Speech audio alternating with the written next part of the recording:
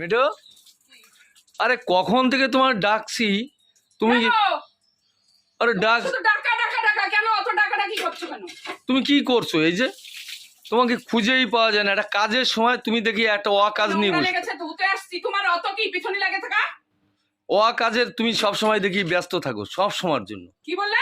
অকাজের জন্য তুমি ব্যস্ত থাকো।